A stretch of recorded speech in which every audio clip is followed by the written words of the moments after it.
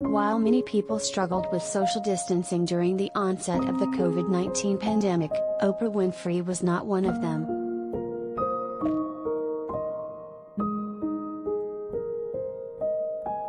"I've been so careful with myself that my own friends make fun of me," the talk show legend told the Los Angeles Times in a lengthy interview published Friday. "I didn't leave home for 322 days, literally did not leave the house.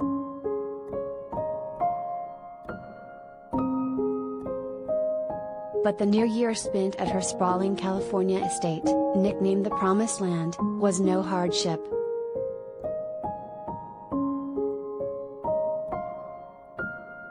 What has surprised me the most is how well I was able to adjust to the isolation and not being around other people," Winfrey said.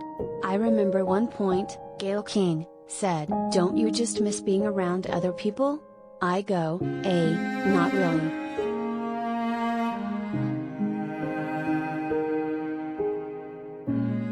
She believes part of the reason she adjusted so well is that it balanced out the years of intense social interaction her long career has brought her.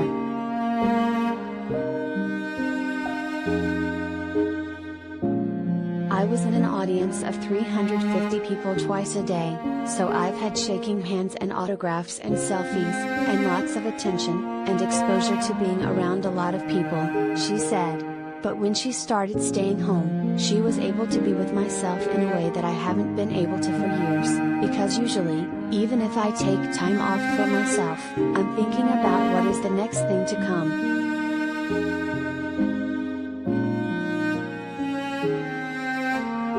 Winfrey, a billionaire, acknowledged that she has a very blessed and privileged life, and that a huge part of why she was able to embrace isolation is that she didn't have to worry about where her next paycheck was coming from.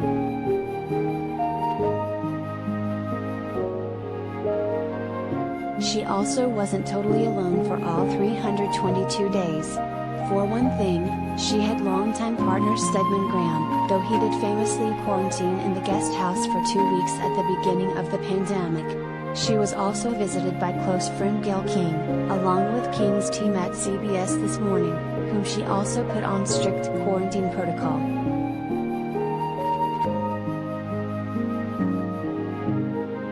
Winfrey was talking to the Times to promote The Color of Care, a new documentary she executive produced about the COVID-19 pandemic and racial disparities in the healthcare system. She was inspired to make the documentary after reading about Gary Fowler, a black man who died of COVID in the spring of 2020 after multiple hospitals refused to help him.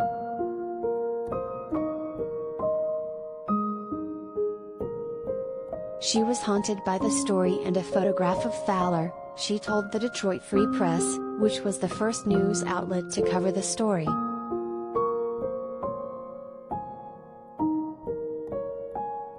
"I want people to be aware that because of the color of your skin, there are disparities in your ability to receive your rightful health care," she said.